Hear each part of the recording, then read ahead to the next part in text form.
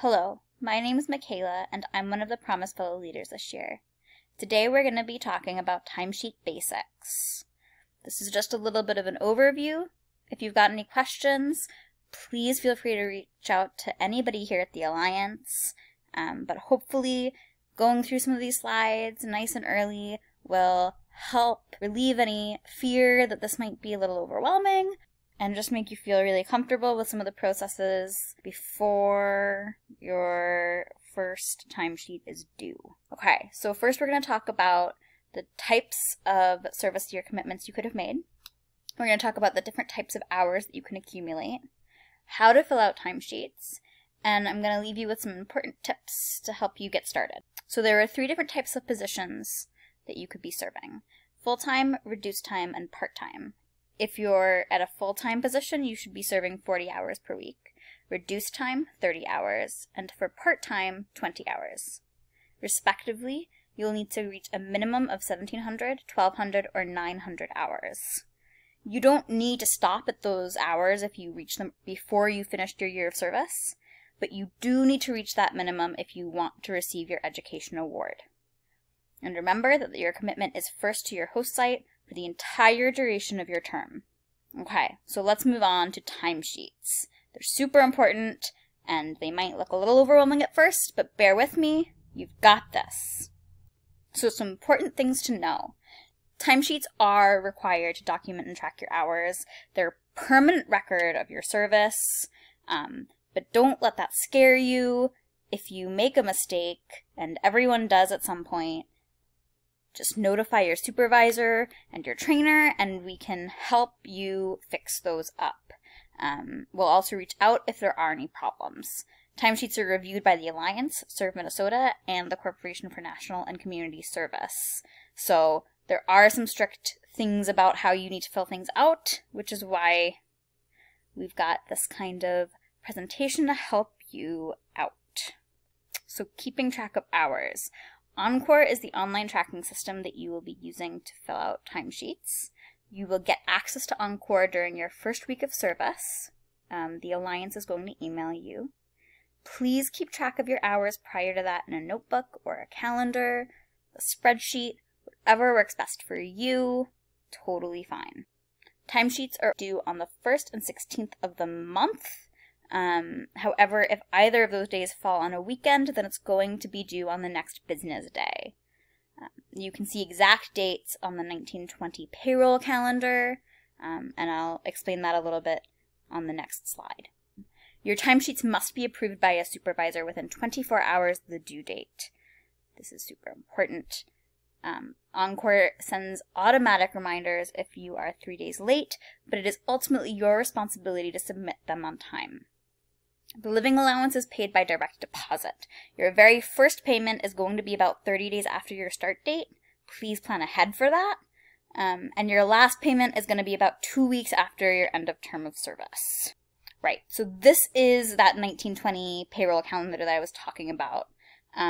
So in the leftmost column, you have the pay period, the middle column, what date exactly your timesheet is due, and then on the right column, when you're going to be able to expect money in your account for that pay period. You can find this on the Promise Fellow Toolbox, which will also have a link below. So please follow the link if you have any issues, if you have any questions. Again, we're here to help at the Alliance, so please reach out. Timesheets are required. We cannot pay the living allowance without submitted and approved timesheets.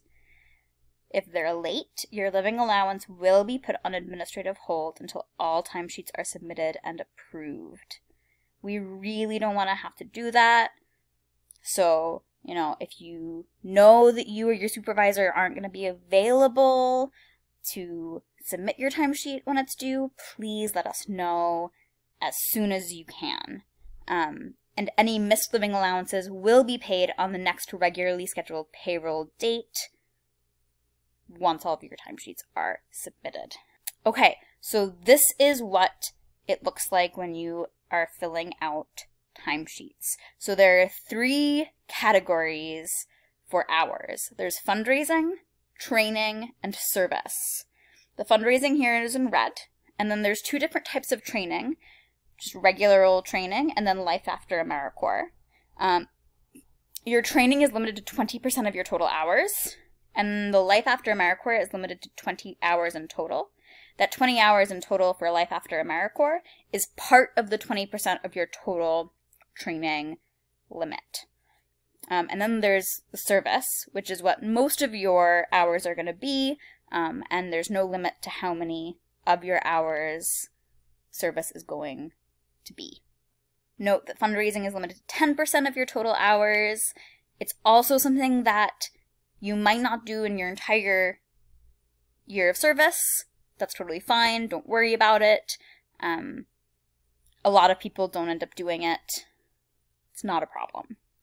So service is the default category for most hours. The vast majority of your hours will be direct service activities at your site. This includes developing relationships with students, creating lesson plans, tracking data, implementing service projects, and supporting after-school programming. It also includes the time that you spend on tasks that are related to your position, such as attending meetings, responding to emails, calls, etc. This category is not limited in terms of the amount of time you can spend on it. So it's a great thing, and again, where most of your hours are going to be. Training. There are required Alliance trainings. There's some trainings that are required maybe through your school or that are provided by your site. These must be directed by the Alliance or by your site supervisor. It includes training webinars, conferences, or other resources such as readings. It also could include optional training or professional development opportunities that are offered by the Alliance. You'll receive a lot of emails from the staff here about such opportunities. Your total training hours is again limited to 20% of the total hours that you serve. The Life After AmeriCorps subcategory is something that we'll discuss at AmeriCorps 101. So you're not going to use that yet. Don't worry about it. Just be careful to not put your regular training into the Life After AmeriCorps subcategory when you're filling out things on Encore. Fundraising. So there are a lot of constraints around fundraising. Members may raise resources directly in support of service activities, but not for general operating funds. Please refer to the member agreement and contact your trainer for questions on allowable fundraising activities. Not all sites or members will have fundraising activities, and this is limited to 10% of your total hours. All right, so when you're entering numbers into Encore, round down to the nearest quarter hour. So if you've served an hour and 20 minutes, you're going to put 1.25. Encore will automatically total hours entered in each category. In descriptions, please don't list out the time in and time out, just your total number of hours per category. Unallowable activities. All hours recorded on your timesheets must be allowable activities as an AmeriCorps member.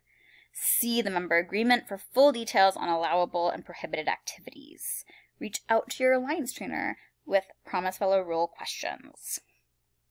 If you go to an overnight camp, the hours that you spent sleeping do not count as service hours. Hours spent on your regular commute to and from your site also don't count. However, if you're traveling to and from required Alliance trainings, you can count those hours under training hours. So timesheet descriptions. Hours on your timesheet must have a short description listed. For service hours at your site, only write service activities. You do not need to list the specific activities you are doing. For training hours, you need to include information that your supervisor can use to verify your hours. So list specific name of training or the conference or resource that you used. For fundraising hours, include a short description. If you have any questions about that one, fundraising hours is tricky. We are here to help. All right, so this is a snapshot of a week. This is actually a snapshot of what the first week might look like for you. So Saturday and Sunday, any weekend, you don't need to put a description if you haven't served any hours. On any weekday, if you have not served any hours, you need to write in the description that it was approved time off or why you don't have hours listed.